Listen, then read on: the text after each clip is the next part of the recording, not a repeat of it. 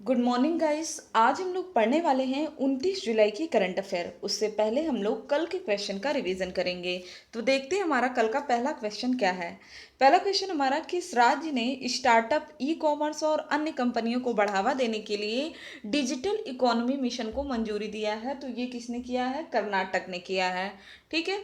फिर हमारा विश्व आईवीएफ दिवस कब मनाया जाता है? तो 25 जुलाई को मनाया जाता है विश्व आईवीएफ दिवस। अगला क्वेश्चन है हमारा, भारत की पहली इन ऑर्बिट स्पेस मलबा निगरानी और ट्रैकिंग प्रणाली किसने विकसित किया है? इसको विकसित किया है दिगंतरा नामक एक स्पेस स्टार्टअप ने इसको विकसित किया है। ठीक। अगला क्वेश्चन है हमारा, विश्व में सर्वाधिक विदेशी मुद्रा भंडार वाले देशों की सूची में भारत का रैंक क्या है? तो भारत 5वें स्थान पे है। नंबर 1 पे चाइना है। और भारत का जो विदेशी मुद्रा भंडार है वो लगभग 512 या 517 है। याद कर देख लीजिएगा आप लोग एक बार, इतने मिलियन डॉलर हो चुका है।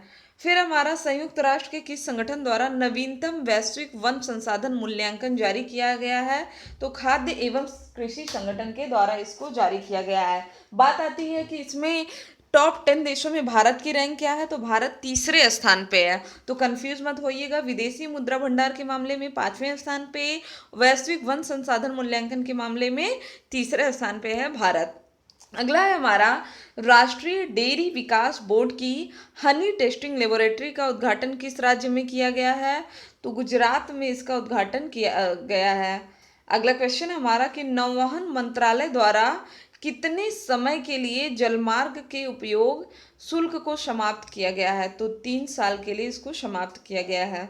किस आईआईटी ने 1 घंटे में कोविड-19 का पता लगाने के लिए रैपिड टेस्टिंग डिवाइस विकसित किया है? तो आईआईटी खड़गपुर ने। इसके अलावा आईआईटी दिल्ली ने कोरोस्योर नाम का एक परीक्षण किट विकसित किया है। इसके अलावा भारत और इजराइल मिल करके 30 सेकंड के अंदर कोरोना का रिजल्ट बताने पे काम कर रहे हैं। ठीक। फिर हमारा, किस वित्तीय संस्थान ने वित्तीय स्थिरता रिपोर्ट जारी किया है? तो आरबीआई ने किया है। आरबीआई के वर्तमान में गवर्नर कौन है? शक्तिकांत दास है आरबीआई के वर्तमान गवर्नर। ठीक। अगला क्वेश्चन हमारा कि किस स्पेस एजेंसी ने ब्रह्मांड का अध्ययन करने वाले अंटार्कटिका से एथ्रोस मिशन को लॉन्च करने की घोषणा किया है? ठीक है। तो ये मिशन कौन लॉन्च करेगा? इसको करेगा नासा। ठीक है, अमेरिका की स्पेस एजेंसी है नासा। नासा इसको लॉन्च करेगा। अब हम लोग देखेंगे आज के पहले क्वेश्चन को। ठीक है। तो पहला क्वेश्चन है हमारा, नियुक्ति से कि हाल ही में ट्यूनेशिया का नया प्रधानमंत्री किसे नियुक्त किया गया है? तो इनका नाम है हिचिम मचीची। तो याद कर लीजिए, 3 वर्ड है इसमें, हिचिम मचीची। नंबर 1 जो हो जाएगा वो हो जाएगा हमारा राइट आंसर। बात कर रहे हैं हम लोग ट्यूनेशिया की, और प्रधानमंत्री की नियुक्ति भी हो चुकी है। तो ट्यूनेशिया के राष्ट्रपति कौन है ये भी आपको याद रखना होगा। कैस सईद है वहाँ के राष्ट्रपति। ठीक, क्या हो जाएगा हमारा? कैस सईद। इंपॉर्टेंट क्वेश्चन है। अब बात आती है प्रधानमंत्री पद पर जो उनकी नियुक्ति हुई है वो किसके स्थान पे की गई है? तो एक वहाँ के प्रधानमंत्री थे एलिस फकफक। ठीक है। तो इनके स्थान पे इनकी नियुक्ति हुई है, और राजधानी क्या है? ट्यूनिस है यहाँ की राजधानी। अगला हमारा, किस एशियाई देश ने कोरोना वायरस के प्रसार के बीच सभी वन्य जीवों के आयात पर प्रतिबंध लगा दिया है? तो ये किसने किया है? वियतनाम ने किया है। ठीक है। इंपॉर्टेंट क्वेश्चन है इसको। वियतनाम के प्रधानमंत्री हैं गुएन जुआन फोक। इन्होंने हाल ही में एक आदेश पर हस्ताक्षर किए हैं जिसकी मदद से ये क्या करेंगे कि अब कोई भी व्यक्ति पशुओं को आयात नहीं कर पाएगा। ठीक, इसको याद रखिएगा। ठीक है। चलिए, अगला हमारा, किस देश ने अपने मित्र देशों को ड्रोन निर्यात करने के लिए मानकों में ढील दिया है? तो अगर ड्रोन निर्यात की बात करें तो ये किसने किया है? यहाँ पे इमेज से आपको समझ में आ गया होगा कि डोनाल्ड ट्रंप है। तो ऑब्वियस सी बात है, कौन सा कंट्री होगा? अमेरिका है वह देश। ठीक। इसने घोषणा किया है कि ड्रोन के निर्यात के लिए जो मानक है उसमें ढील दी गई है, और अपने मित्र देशों के लिए 800 किलोमीटर प्रति घंटे से नीचे की उड़ान भरने वाले ड्रोन के निर्यात के लिए मानक में ढील दी गई है। संयुक्त राज्य अमेरिका की राष्ट्रीय सुरक्षा को बढ़ाने के लिए कदम उठाया गया है। अगला हमारा भारत किस वैश्विक संघ के साथ अगले 5 वर्षों के लिए वैज्ञानिक सहयोग पर समझौता के लिए नवीनीकृत करने जा रहा है इसको, तो यूरोपीय संघ के साथ भारत ये कार्य करने वाला है। यह आभासी जो 15वां भारत यूरोपीय संघ शिखर सम्मेलन हुआ था उसमें इसको घोषित किया गया था। इस समय यूरोपीय परिषद के अध्यक्ष कौन है? चार्ल्स मिशेल है, और यूरोपीय आयोग के अध्यक्ष हैं उर्सुला वॉन डेन लेयर। ठीक, और याद रखिएगा इस समझौते पर शुरू में 2001 में हस्ताक्षर किए गए थे, और 2007 से 2015 में 2 बार इसको यहाँ पे नवीनीकृत किया गया है। अगला हमारा निम्न में से किस संस्था के एक रिपोर्ट में कहा गया है कि कोरोना संकट के चलते दक्षिण एशिया के 2.2 करोड़ बच्चे प्रारंभिक शिक्षा से वंचित रह गए। तो इस तरह की रिपोर्ट कौन जारी करता है? यूनिसेफ जारी करता है, और यूनिसेफ ने एक अध्ययन करके इस रिपोर्ट को जारी किया है। ठीक है, संयुक्त राष्ट्र की रिपोर्ट में कहा गया कि कोरोना महामारी इस साल करीब और 13 करोड़ लोगों को भुखमरी की ओर ढकेल सकती है। ठीक है, तो ये थे हमारे क्वेश्चन। अभी ऐप का इमेज आ गया है, तो अगर जिन लोगों ने ऐप को इंस्टॉल नहीं किया है वो ऐप को इंस्टॉल कर लेंगे, और साथ ही साथ रेटिंग और रिव्यू देना ना भूलेंगे। नेक्स्ट क्वेश्चन की बात करते हैं, बहुत ही इंपॉर्टेंट और बहुत ही अच्छा क्वेश्चन है।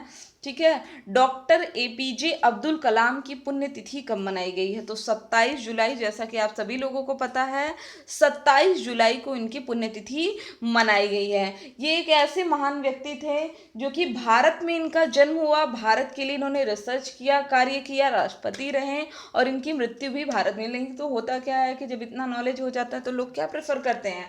फॉरेन जाना प्रेफर करते हैं। ठीक है, तो ये बहुत ही अच्छी बात थी, पूरा जीवन इन्होंने अपने देश की सेवा में गुजार दिया। चलिए देखते हैं, इनको कहा जाता है भारत का मिसाइल मैन। अच्छा, मिसाइल वुमेन किसे कहा जाता है ये आपको कमेंट बॉक्स में बताना है, क्योंकि अभी नितिन सर जब टॉपिक वाइज करंट अफेयर पढ़ा रहे थे तो मैंने उसमें आपको बताया था कि मिसाइल वुमेन किसे कहते हैं। ठीक है, तो इन्होंने भारत के लिए क्या कार्य किया है? मिसाइल और परमाणु हथियार कार्यक्रमों के विकास में इनकी अग्रणी भूमिका रही है। हालांकि ये हमारे राष्ट्रपति भी रह चुके हैं। साथ ही साथ इनके योगदान के लिए इनको सर्वोच्च नागरिक पुरस्कार से भी सम्मानित किया जा चुका है। अगर हम लोग बात करें, हमारे केंद्रीय सूचना एवं प्रसारण मंत्री हैं प्रकाश जावड़ेकर। इन्होंने 9 फरवरी 2020 को नई दिल्ली में डॉक्टर एपीजे अब्दुल कलाम की बायोपिक का फर्स्ट लुक जारी किया। फिल्म के शीर्षक का नाम क्या है? Abdul Kalam the missile man. इनका जन्म कब हुआ था? 15 अक्टूबर 1931 में, जिसे विश्व छात्र दिवस के रूप में मनाया जाता है। ठीक, सन 2002 से 7 तक ये भारत के राष्ट्रपति रहे हैं, और इनको 1997 में मिला है भारत रत्न। याद रखिएगा, इसको इंपॉर्टेंट क्वेश्चन है। निधन कहाँ हुआ है? निधन हुआ है 27 जुलाई 2015 शिलोंग मेघालय में। इनका पूरा नाम क्या है? अबुल पाकिर जैनुल आबदीन अब्दुल कलाम, जिन्हें हम लोग शॉर्टकट में जानते हैं डॉक्टर एपीजे अब्दुल कलाम। अगला है हमारा, किस भारतीय राज्य केंद्र शासित प्रदेश द्वारा 2021 में खेलो इंडिया यूथ गेम्स के चौथे संस्करण की मेजबानी की जाएगी? तो ये कौन करेगा? हरियाणा करेगा। हरियाणा के पंचकुला में 2021 टोक्यो ओलंपिक के बाद खेलो इंडिया यूथ गेम्स के चौथे संस्करण की मेजबानी करेगा। मुख्यमंत्री मनोहर लाल खट्टर हैं वहाँ के, और केंद्रीय खेल मंत्री किरण रिजिजू ने घोषणा किया है कि कोविड-19 महामारी के कारण टूर्नामेंट को स्थगित कर दिया गया है।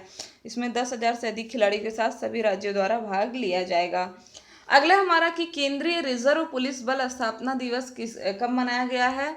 कब मनाया जाता है? तो 27 जुलाई को, जब अब्दुल कलाम जी की पुण्यतिथि मनाई जाती है उसी दिन।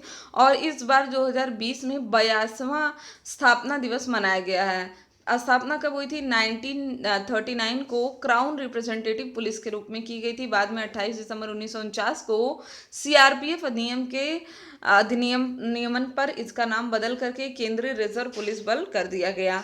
अगला क्वेश्चन हमारा हेपेटाइटिस से है कि विश्व हेपेटाइटिस दिवस कब मनाया जाता है? तो ये भी मनाया जाता है कब? 28 जुलाई को। ठीक है, याद रखिएगा 28 जुलाई को मनाया जाता है हेपेटाइटिस दिवस। इस दिन को मनाया जाता है ताकि लोगों के बारे में जागरूकता बढ़े, क्योंकि हेपेटाइटिस यकृत में जब सूजन हो जाता है, ठीक है, तो इस तरह की एक बीमारी है जो कि रोग की स्थिति आत्मसीमित या फिर क्रोनिक हेपेटाइटिस में बढ़ सकती है, जिससे लीवर पर निशान, लीवर का सिकुड़ना या लीवर कैंसर हो सकता है। इसकी थीम क्या रखी गई है? Hepatitis free future. तो इम्पोर्टेंट है, याद रखिएगा। ठीक है, अच्छा, ये 28 जुलाई को जो दिन सेलेक्ट किया गया, ये क्यों किया गया है? क्योंकि इस दिन नोबेल पुरस्कार विजेता वैज्ञानिक डॉक्टर बारूक ब्लम्बर्ग का जन्मदिन है, जिन्होंने हेपेटाइटिस बी वायरस की खोज की तथा वायरस के लिए परीक्षण तथा टीका विकसित किया है। अगला क्वेश्चन हमारा काफी इंपॉर्टेंट है, उपन्यास burnt sugar man Booker award के बारे में आपने सुना होगा। ठीक है, तो फिलहाल इसके राइटर कौन है? अवनी दोषी हैं राइटर।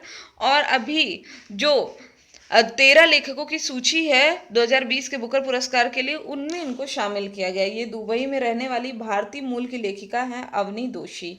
ठीक है, इस सूची में 2 बार बुकर पुरस्कार जीत चुकी हैं। हिलरी मेंटल को उनके उपन्यास the mirror and the light के लिए इस सूची में शामिल किया गया था। ठीक है, अवनी दोषी की बात करें तो 1982 में अमेरिका के न्यू जर्सी में इनका जन्म हुआ था और वर्तमान में दुबई में रह रही हैं ये। 2019 के लिए अच्छा किसको अवार्ड दिया गया था? तो 2019 का जो, क्योंकि 20 का भी अनाउंसमेंट तो हुआ नहीं है, तो 2019 में दिया गया था कनाडा की मार्गरेट एडविड को और ब्रिटेन की बर्नार्डिन एवरिस्टो को। संयुक्त रूप से इनको इस पुरस्कार के लिए चुना गया था। तो ये थे हमारे आज के इम्पोर्टेंट क्वेश्चन। आई होप कि आपको वीडियो अच्छा लगा होगा। वीडियो अच्छा लगे तो चैनल को सब्सक्राइब करें, शेयर करें और लाइक करना ना भूलें। डेली अपडेट्स पाने के लिए बेल आइकन पर जरूर क्लिक करें। Thank you friends, thank you so much.